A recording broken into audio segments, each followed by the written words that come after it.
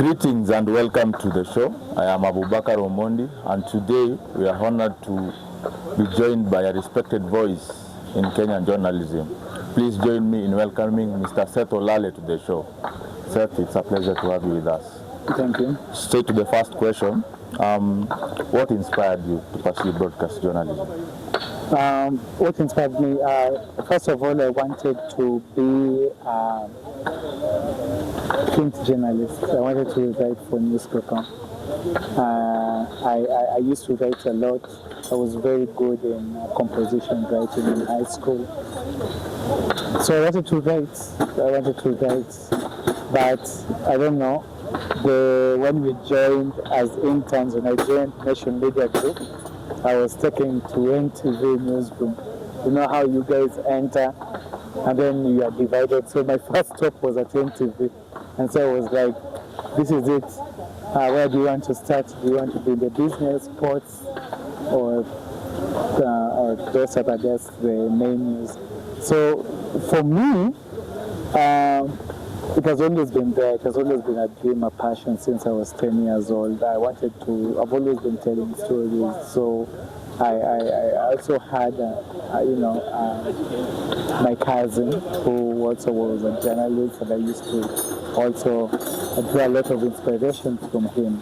And so that is what motivated me, I must say, to, join or rather pursue journalism. But it has always been the desire to tell stories. When a kid, you watch a movie, you watch wrestling, and the next day you're the first person who wants to tell, other kids who did not see what happened. So that is how it started. And aside from your cousin, are there other people who have been your mentors on this journey?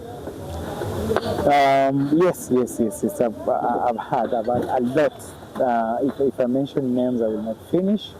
But from all departments, from sports, from political guests, from business, I've really had the opportunity to really follow, and admire what I would say are my seniors in this field of journalism.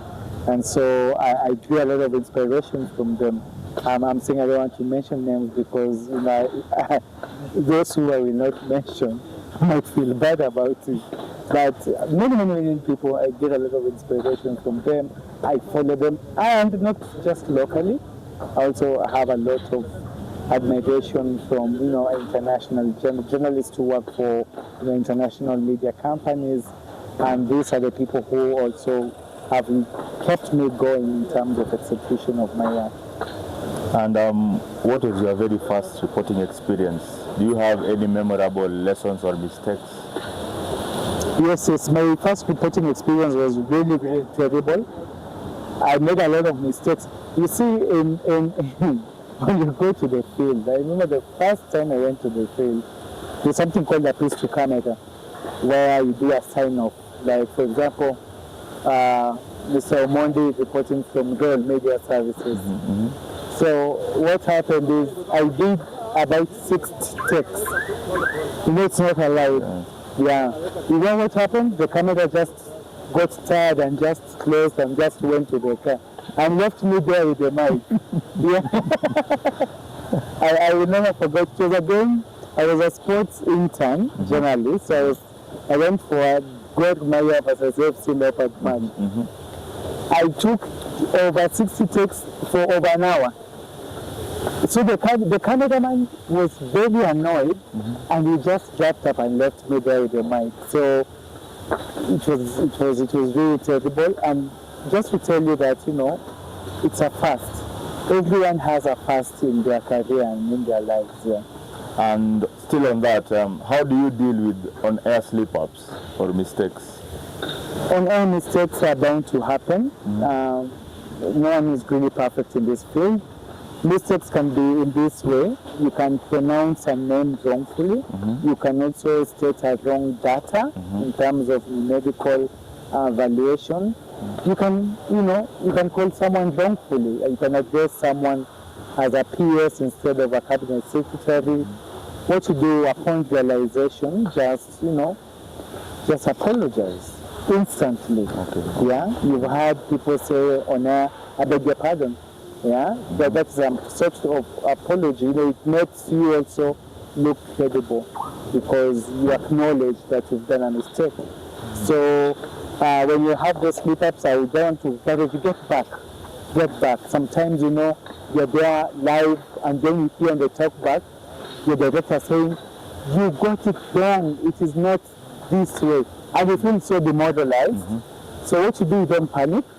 Just, jump off, shed it off, but make sure you get it next time correctly. And in your opinion, what do you think are the most important qualities that a good broadcast journalist should possess? A good broadcast journalist should, be eloquent when it comes to language. You have to speak the language correctly. Swahili, English. If you are multilingual, you can speak an international language like French, Chinese, Arabic. That's another advantage in this field. And so another thing, you must do a lot of research. Be someone who loves going back to data to get the facts right. And also be a good historian. Most of our journalistic pieces, what we are reporting today as news, it was, some of it is history. It occurred, and especially when you're following political trends, the things happening now about handshakes, coalitions, history keeps on repeating itself. And so be a good historian. Just go back, learn to know where people were during that time. Yes. And what would you say are some key techniques that can help someone be clear and concise while delivering their messages online or reporting on a prospective issue? Yeah, I think you also need to be a good public speaker. Learn the courage of speaking in front of people. Because this happens when you're going to those events when there are a lot of people, national events, and you are there. You're supposed to go live. You're supposed to report. There's always an audience in this field of ours. So be a very good public speaker. If you're an orator, if you are a very good poem, that's another advantage.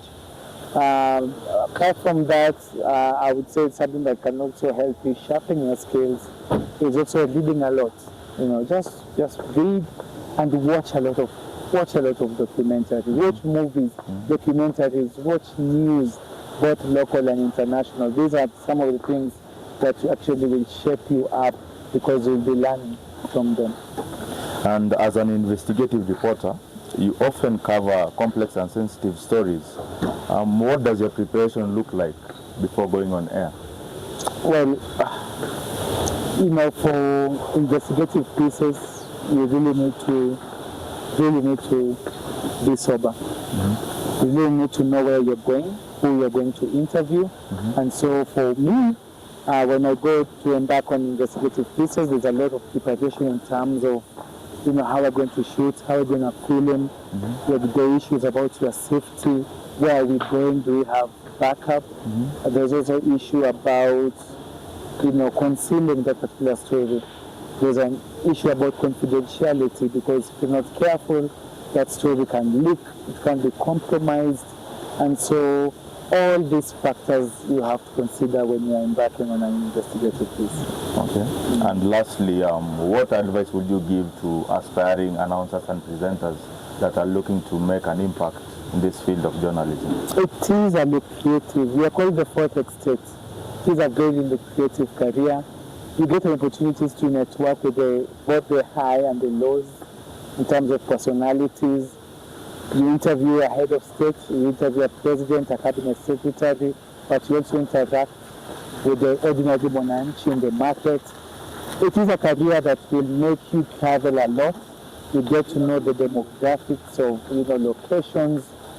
And I would say that journalism is also one of the fields that are really highly ranked in terms of trust, by members of the public. And so I'd say come for those who want to be journalists, pursue this particular dream, And don't give up. You know, I hear people say you only have like 6 mainstream media, so where will the over 5,000 journalism students who graduate every year go to? No. Say you are the best. That is what I said when I left college. I said, I will be the best. I will be among the best, and I will reach the cutoff. So I want to encourage journalism students, if it is your passion, please don't give up. Don't give up. Pursue it. Wow. Thank you. That has been a very enlightening conversation. For the viewers at home, tune in next time. This has been Spotlight Sessions with your reporter Abubakar Omondi.